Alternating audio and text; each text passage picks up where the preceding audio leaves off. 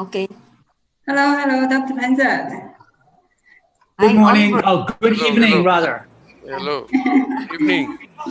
Yes, good evening in Asia. Yeah, good evening in Asia. Good morning in New York. What time is it in New York, Oliver? What time is it? 6 o'clock a.m.? It's 5. Yeah, it's 6 o'clock. Yeah. 6 o'clock. Okay. 6 o'clock in the morning. Earlier.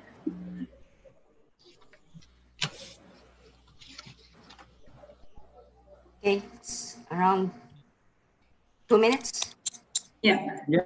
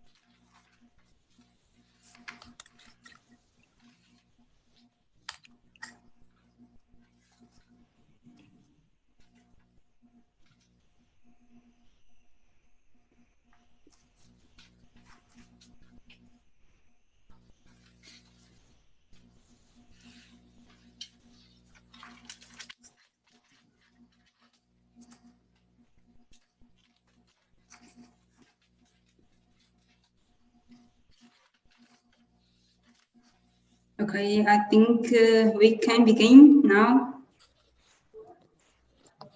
Okay. Good morning or good evening, everyone. This is Mickey from Diagnóstico Médico. Welcome to join this global webinar on Wisonic Dental College. Today, it is really our honor to invite Dr. Colonel, Dr. Panther, and Dr. Valerio here. Now, let me give a brief introduction to Dr. Varela at first.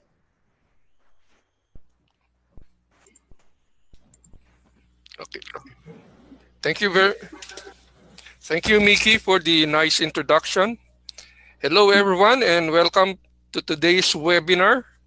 I am Dr. Valera, President of the Philippine Society of Anesthesiologists. We are an organization dedicated in improving the life of anesthesiologists, particularly their knowledge on new trends, access to continuous development, and collaboration with other partners in the medical industry. Now, here in the Philippines, we are now in our 6th month of our general community quarantine, and our engagement is again virtual. As we in the PSA is in the forefront of providing medical updates, especially at this time when mass gatherings and face-to-face meetings are not allowed. For today, I am indeed very happy and grateful to Wisonic Medical for partnering with the PSA for this event. For the past several months, Wisonic Medical has been having this series of webinars on teaching and sharing ultrasound applications to anesthesia, pain management, and ICU, among others. And in the light of this COVID-19 pandemic, the use of ultrasound becomes very relevant. This technology allows us to perform our blocks much better with greater success rates. And number 2, through the point of care application and use, it allows practitioners of anesthesia and critical medicine a better basis for medical management and intervention.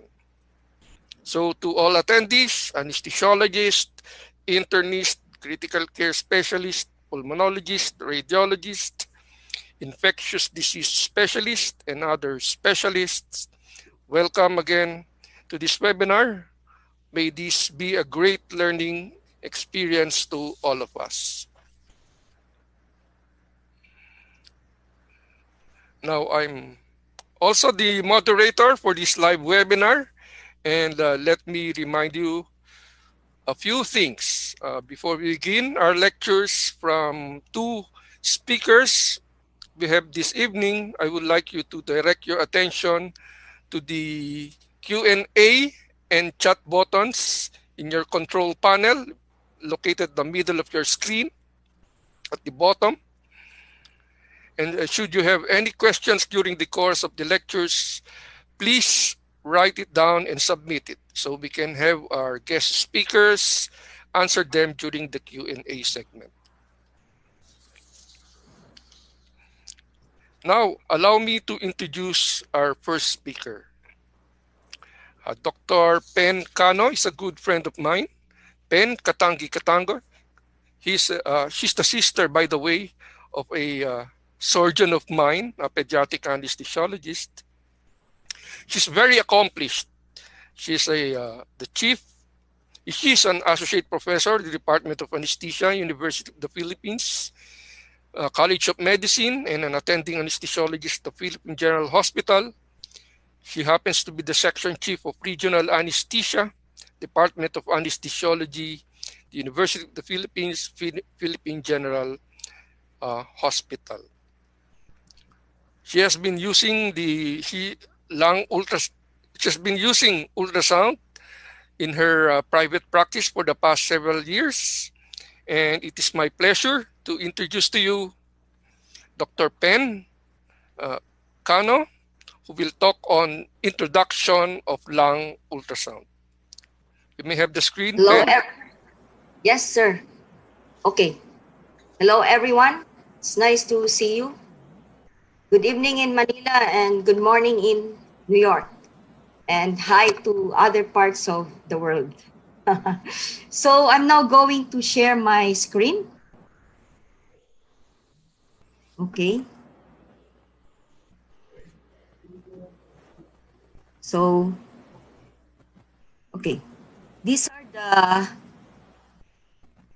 the objectives of my talk: to know the basic principles of lung ultrasound, become oriented. Can you see my slides? No. No?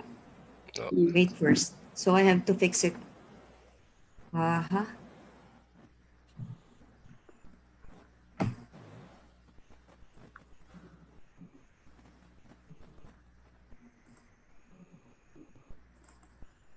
Okay. we can see. Yeah. Okay, so these are the objectives of my talk: to know the basic principles of lung ultrasound, become oriented with the uses and advantages of the different types of probes, to learn the steps on how to perform the lung ultrasound examination, to know the lung signs and be acquainted with the common pathological findings.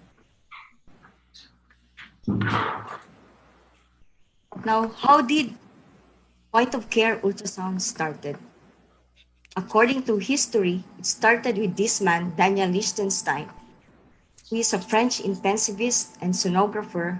Way back in 1998, he introduced the use of the ultrasound in the diagnosis of problems among critically ill patients. 3 years later, his first book was published. Then a few years later, it was translated into English. The book was such a hit because all of the copies were sold out. Because of his many works on lung ultrasound, Dr. Lichtenstein became known as the father or the guru of lung ultrasound. Some of the advantages of lung ultrasound are as follows.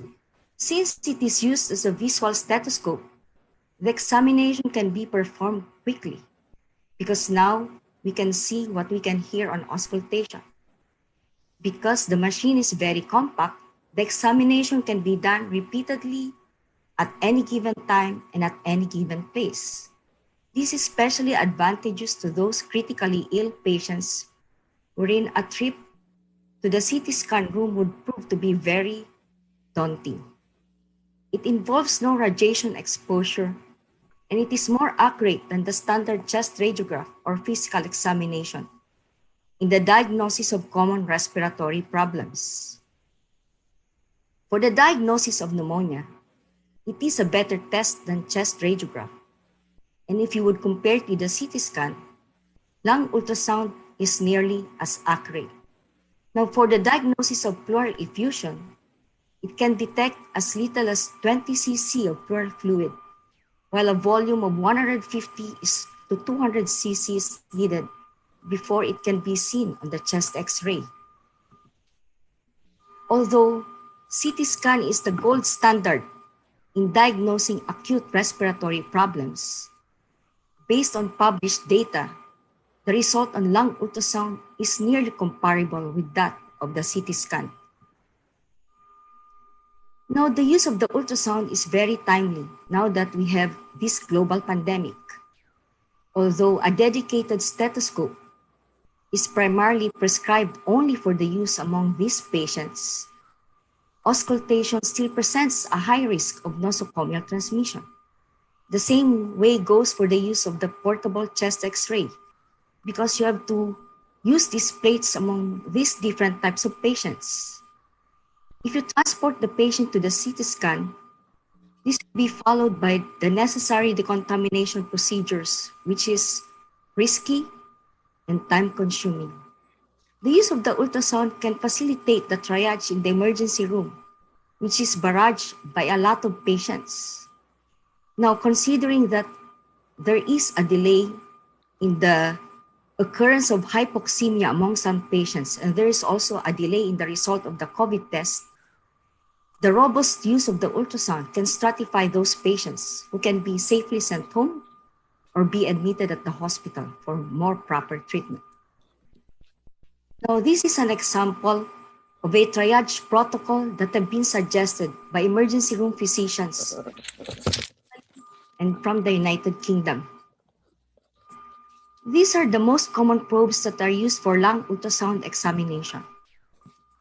The linear probe is a high-frequency probe that provides excellent images of the superficial structures of the lung, like the pleura, pleural lining, and even the lung sliding. But the only problem is it cannot visualize the deeper structures of the lung. The curvilinear probe, which is a low-frequency probe, can penetrate the rest of the lung structures, even the superficial structures, although it will not be as clear as the one with the linear probe. It is said to be the best single probe to use. But since the curvilinear probe is quite bulky because of its large footprint, some angulation is needed in order to eliminate the rib shadow. The phased array probe is much like the same as the curvilinear probe in terms of functions and characteristics. It is actually the probe that is used for cardiac examinations. The only difference from the curvilinear probe is that it has a very small footprint that it can easily visualize the lungs in between the intercostal spaces. Now, the lung is the third biggest solid organ, next only to the liver and the brain. There should be a systematic approach in examining the lung so as you would not miss any pathologic sign that we can see from the lung examination. The most widely used method in examining the lungs is codified as the Blue Protocol, which is short for bedside lung ultrasound in emergency, which has been introduced by no other than Dr. Lichtenstein. It makes use of a 6-point approach wherein bilaterally they are divided into 3 predetermined points. The first point is the one at the mid-clavicular line at around the second or third intercostal space. With the transducer, you can see here the marker facing cephalad. The second predetermined point or zone is the one at the anterior axillary line at the level of the nipple. So this is the area where we'll pose the transducer at the anterior axillary line. And the third zone is what we call the Phillips point, also known as the posterolateral alveolar pleural syndrome point. It is called as such because this is the point where